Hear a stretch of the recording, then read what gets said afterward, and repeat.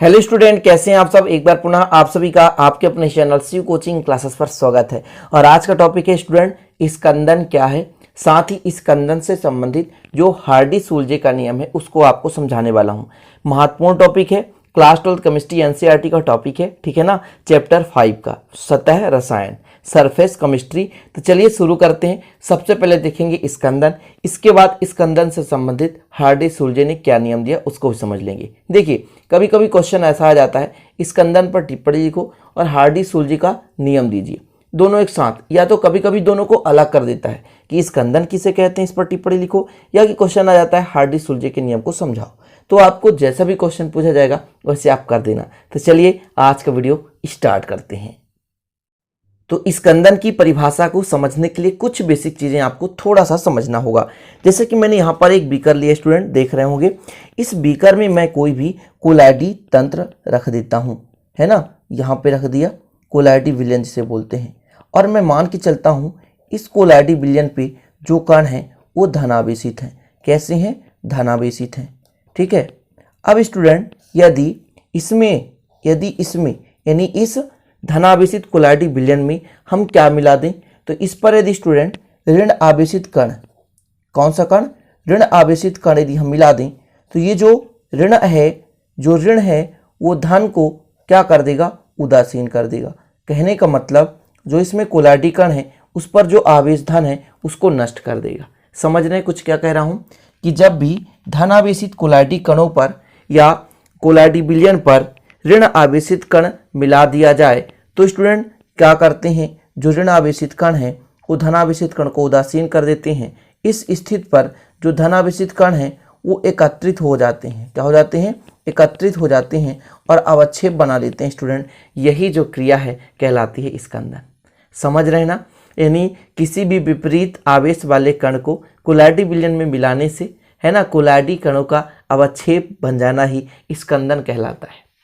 समझ गए? चीजें समझ गए होंगे कि कोई भी, जैसे मान के चलते यदि एक बीकर में ऋण आवेशित कण होता, यदि आपके पास एक छोटा सा बीकर होता और उस बीकर में कौन सा कण है स्टूडेंट? ऋण आवेशित। ऋण आवेशित है ना। और इस ऋण आवेशित में यदि अपन क्या कर देते? धनावेशित। मतलब इस पर क्या है? ऋण आवेशित, और इस पे हम क्या मिला देते? धनावेशित। तो ये जो धनावेश है ऋण आवेश को क्या कर देता?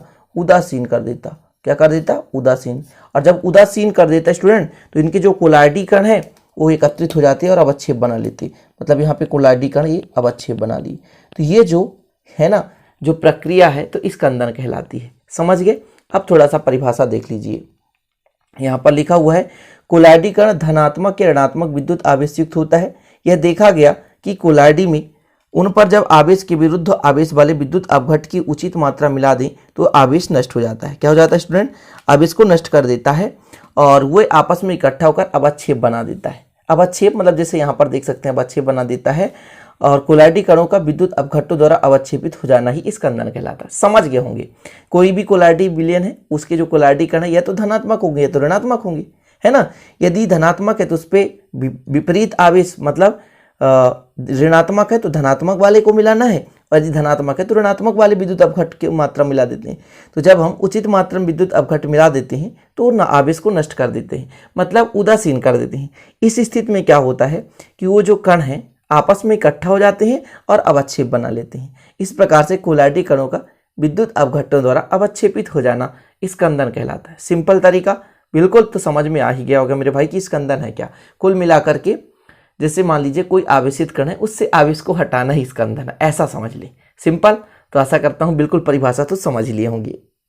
अब थोड़ा सा एग्जाम्पल के तौर पर और आप लिख सकते हैं, यहाँ पर देख सकते हैं। जैसा कि यहाँ पर लिया गया कि धनावेशित कोलाइडी वाले कण, जैसे आपके पास जैसे कोलाइड है, आयरन हाइड्रॉक्साइड है, इसमें अपन स्कंदन कराने के लिए यहाँ पर सल्फेट या फास्फेट का प्रयोग कर सकते हैं। SO4 2 negative, PO4 3 negative. यहाँ पर स्टूडेंट ये नेगेटिव है, ये जब नेगेटिव है इसके पास जाएंगे तो धनावेश कणों को नष्ट कर देंगे, ठीक है ना, इन आयनों का प्रयोग करके। तथा ये जो आपका नेगेटिव है AH2S3 है, ये जो है ये नेगेटिव कोलाइडी कण है, मतलब कोलाइडी तंत्र है।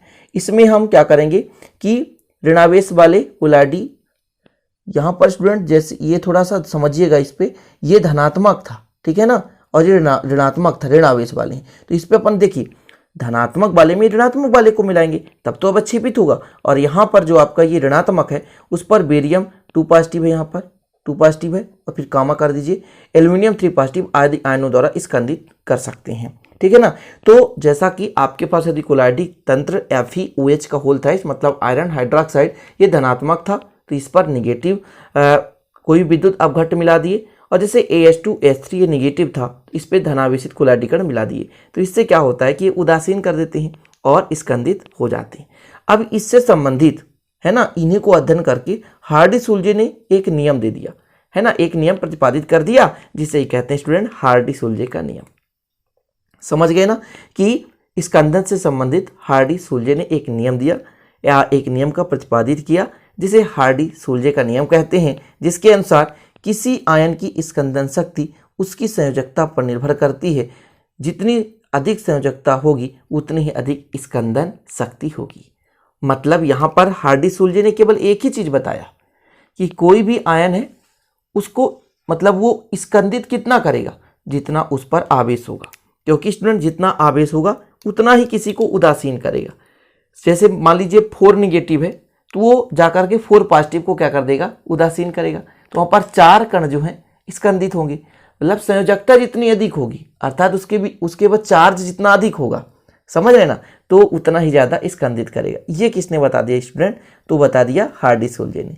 प्रभावी आयन जैसे यहाँ पर निगेटिव के लिए बता दिया गया कि निगेटिव में देख सकते हैं जिसमें सबसे ज़्यादा आयन है, जैसे PO4 3 निगेटिव ज़्यादा है, SO4 2 निगेटिव थोड़ा सा कम है, क्लोरीन 1 निगेटिव।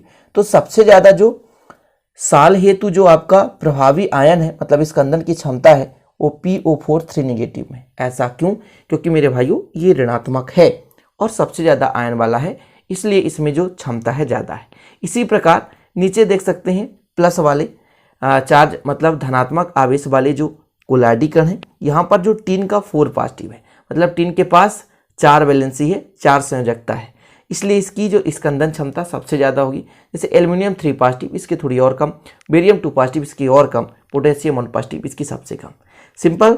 तो धनात्मक साल हेतु आप समझ गए होंगे, ऋणात्मक साल हेतु समझ गए होंगे। धनात्मक साल में स्टूडेंट जो प्रभावी होंगे वो ऋणात्मक होंगे। अभी मत सोचना कि सर आप यहाँ पे धनात्मक साल लिखे हैं और यहाँ ऋणात्मक लिख दिए। देखिए धनात्मक साल हेतु जो स्कंदन की क्रिया के लिए आवश्यक कोलाइडी कण होंगे वो ऋणात्मक ही होंगे, है ना। इसलिए जो प्रभावी आयन है धनात्मक के लिए ऋणात्मक ही होंगे, तभी तो जाकर ऋणात्मक धनात्मक को क्या करेंगे, उदासीन करेंगे। इसी प्रकार ऋणात्मक साल हेतु क्या होंगे स्टूडेंट, धनात्मक कण वाले या धनात्मक विद्युत अपघट्ट वाले जो आयन होंगे स्टूडेंट वही उनको क्या करेंगे, स्कंदित करेंगे, क्योंकि स्कंदन की क्रिया ही है विपरीत आवेश वाले। आपके पास प्लस है तो माइनस वाले को मिला देना है, यदि आपके पास माइनस है तो प्लस वाले को मिला देना है। इस प्रकार मिलाने से अवक्षेप बनता है जिसे हम क्या कहते हैं स्टूडेंट, स्कंदन कहते हैं। तो इस प्रकार से ये वीडियो कंप्लीट हो चुका है, कुछ भी नहीं है। स्क्रीनशॉट लेना तो ले सकते हैं मेरे प्यारे भाई, बेहतरीन सिस्टमेटिक ढंग से लिखा हुआ है।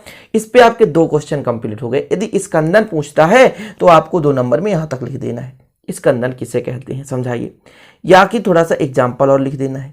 या क्वेश्चन स्टूडेंट कहता है कि हार्डी-सुलजे का नियम दो, तो स्कंदन के आधार पर हार्डी-सुलजे ने आयनों का अध्ययन करके एक नियम प्रतिपादित किया जिसे हार्डी-सुलजे का नियम कहते हैं, जिसके अनुसार फिर आपको इसको लिख देना है और इसके बाद ये धनात्मक साल हेतु और ऋणात्मक साल हेतु, जिस पर जितना अधिक आयन उसका प्रभावी क्षमता स्कंदित करने की उतनी ही अधिक होती है। तो इस प्रकार से आशा करता हूँ कि ये तो टॉपिक आप लोग आसानी से तैयार कर लिए होंगे यार। अच्छा लगे तो लाइक जरूर कर देना और दोस्तों के साथ शेयर कर देना, नहीं तो चैनल को सब्सक्राइब कर बेल आइकन प्रेस कर लेना। मिलते हैं अगली वीडियो में, तब तक के लिए जय हिंद, वंदे मातरम।